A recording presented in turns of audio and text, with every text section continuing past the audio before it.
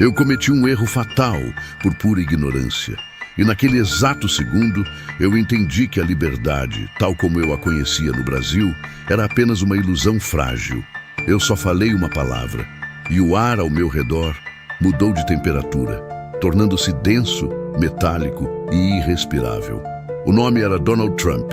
Foi o suficiente para que o guia turístico que até 5 minutos atrás sorria abertamente e me explicava sobre a arquitetura brutalista de Pyongyang congelasse como uma estátua de sal.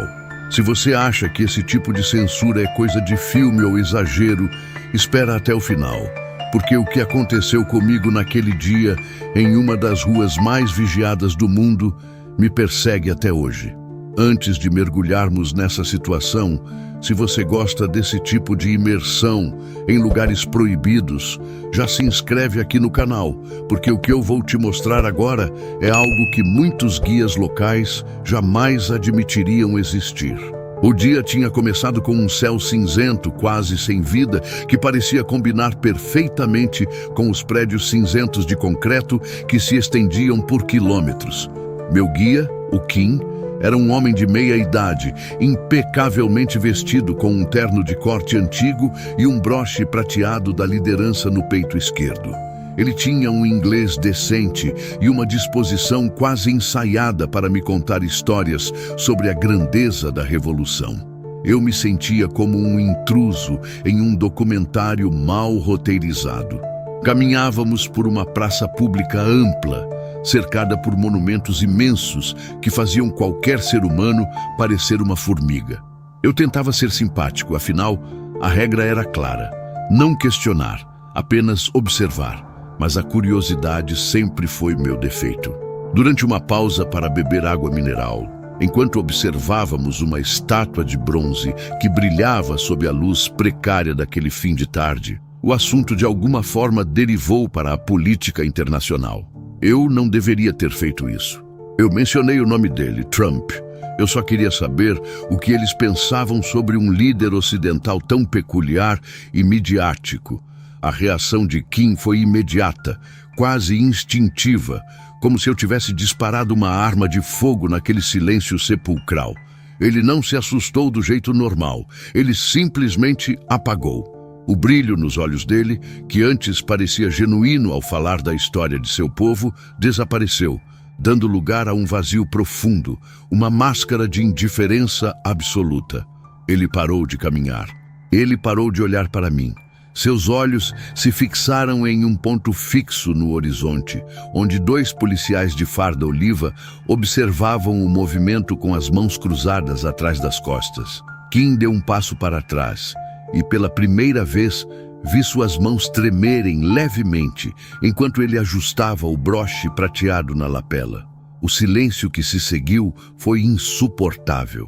Eu tentei brincar, tentei disfarçar. Disse que era apenas uma curiosidade, mas ele não respondeu.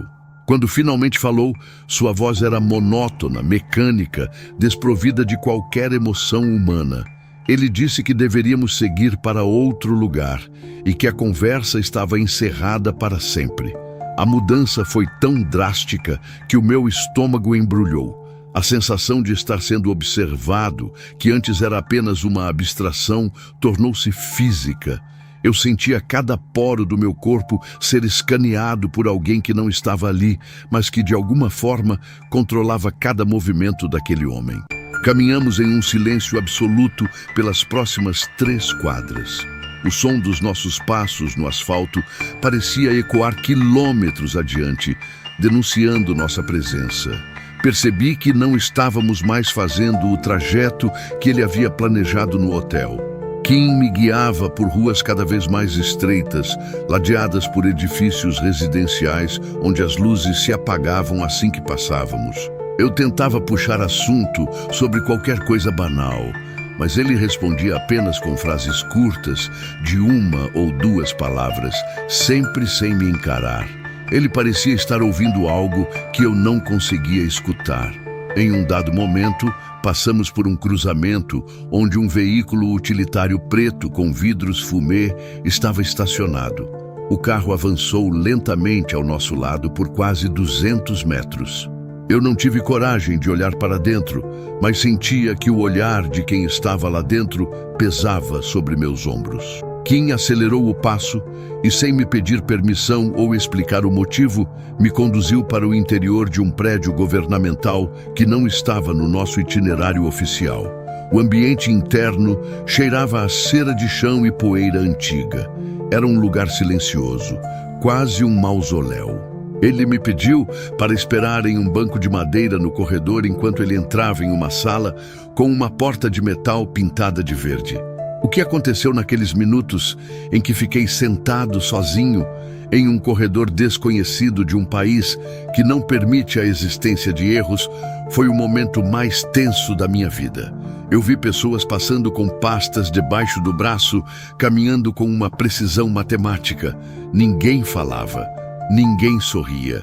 A sensação de que eu tinha quebrado um protocolo invisível me deixou em pânico. Será que eles sabiam que eu estava gravando tudo? Será que o meu simples ato de nomear um líder estrangeiro tinha sido interpretado como um código de espionagem? Kim retornou após o que pareceram horas, embora provavelmente tenham sido apenas 10 minutos. A expressão dele era ainda mais fria. Ele não me pediu desculpas. Não deu explicações. Ele apenas disse que nossa visita à praça principal tinha sido finalizada e que seríamos escoltados de volta ao hotel. A palavra escoltados soou como um veredito. Durante o caminho de volta, tentei observar se estávamos sendo seguidos, mas a paranoia já tinha tomado conta de mim. A cidade, que antes parecia um cenário interessante, agora parecia uma gaiola de vidro onde eu era o animal sendo observado por um dono invisível.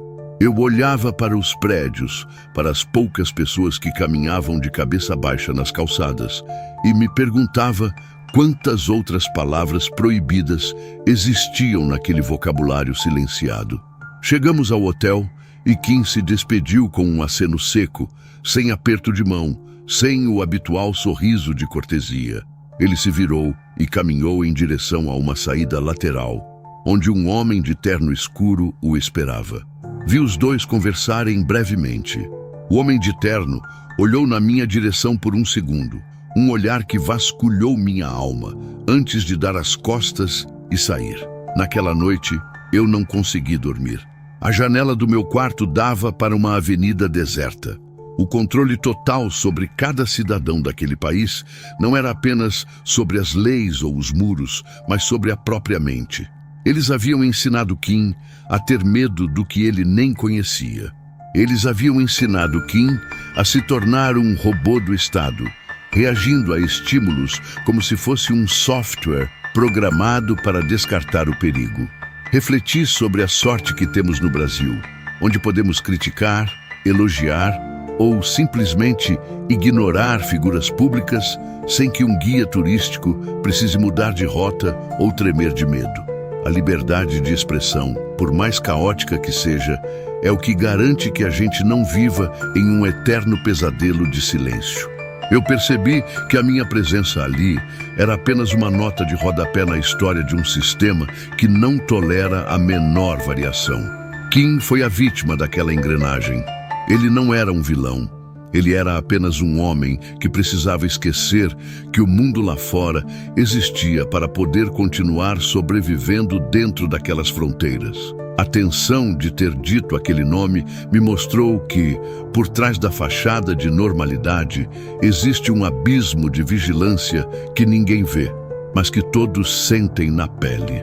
A viagem seguiu, mas o tom tinha mudado definitivamente. Eu nunca mais senti o mesmo conforto ao lado de Kim.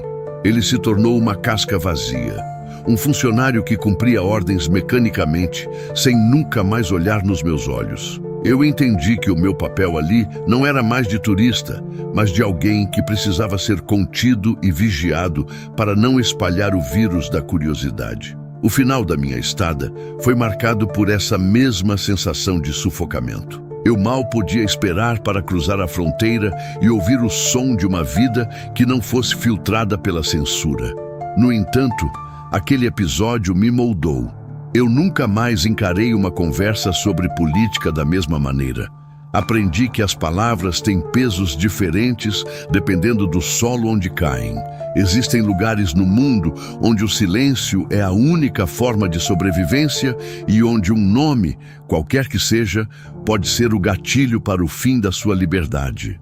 Você nunca sabe quem está ouvindo, nem quais são as regras profundas que regem o comportamento daquelas pessoas.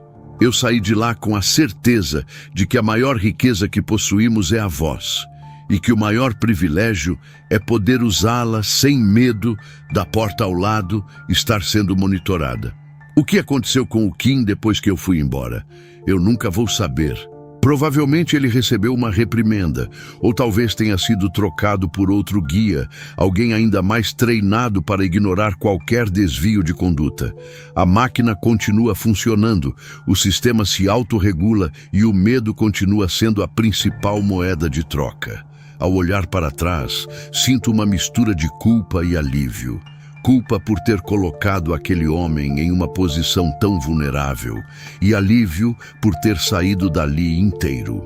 Mas a pergunta que fica martelando na minha cabeça é: quantas outras pessoas, como o Kim, não estão apenas seguindo ordens, mas vivendo uma vida inteira sem nunca saber o que é ter uma opinião própria? O peso daquela palavra continuou ressoando em mim por meses. Eu me peguei repetindo o nome em voz alta em meu quarto, em segurança, apenas para ter certeza de que eu ainda podia dizer o que eu quisesse. E cada vez que eu fazia isso, lembrava do olhar vazio do Kim. Aquele olhar era a prova concreta de que a alma pode ser domada sob pressão. A gente tende a achar que o mundo é um lugar conectado e que as informações fluem livremente. Mas a verdade é que existem ilhas de total obscuridade onde o tempo parou e a autocrítica foi extinta. O controle não é apenas sobre o que se diz, mas sobre o que se pensa. O Kim não apenas evitou a conversa, ele apagou o pensamento da sua mente antes mesmo que pudesse processar o que eu disse. Isso é o auge do controle social. Eu vivi isso na pele. Eu vi a transformação de um ser humano em um autômato diante dos meus olhos, apenas por causa de uma palavra. Não é sobre Trump, não é sobre política americana, é sobre a fragilidade da nossa própria humanidade quando ela é forçada a se curvar diante de uma ideologia que exige obediência cega. Agora, quando você ouvir sobre esses lugares, tente não visualizar apenas os monumentos ou as paradas militares. Tente visualizar o Kim. Tente visualizar o medo no olhar de alguém que foi ensinado a temer tudo o que vem de fora. Tente entender que, atrás de cada fachada de harmonia forçada, existe uma realidade de constante vigilância e medo. Eu estou contando isso aqui porque a maioria das pessoas nunca vai ter a oportunidade de cruzar aquela fronteira e ver o que está acontecendo por trás das cortinas de ferro modernas. O mundo é muito mais complexo e perigoso do que a gente imagina. E as linhas que dividem a liberdade da opressão são muito mais tênues do que parecem nas telas dos nossos celulares. Eu fecho este capítulo da minha vida com a convicção de que a minha liberdade não é negociável. E se você valoriza o que pode falar, o que pode escrever e o que pode pensar, entenda que isso é algo que precisa ser defendido todos os dias. O que aconteceu comigo foi um lembrete cruel de que o mundo não é um lugar uniforme e que a nossa realidade é um privilégio que muitos não conhecem. Agradeço por ter me acompanhado nessa história. Sei que é um relato que incomoda, que mexe com as nossas certezas, mas é necessário que essas vozes sejam ouvidas, mesmo que sob o peso do silêncio que eu encontrei lá.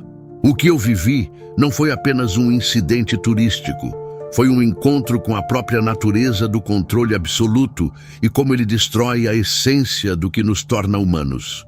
Agora, eu quero saber de você.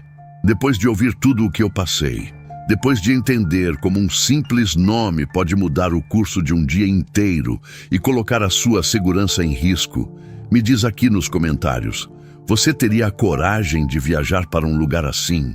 Você conseguiria manter o autocontrole e o silêncio necessário para sobreviver em um ambiente onde cada palavra pode ser uma armadilha? Deixe a sua opinião aqui embaixo. Eu vou ler cada uma delas. A sua percepção sobre esses países fechados mudou depois de saber disso? E não esquece de compartilhar esse vídeo com alguém que também se interessa por histórias de sobrevivência e experiências reais em lugares extremos.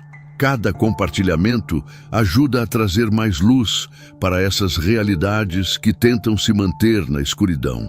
Até a próxima jornada, onde a nossa única regra será a busca pela verdade, por mais perigosa que ela possa parecer.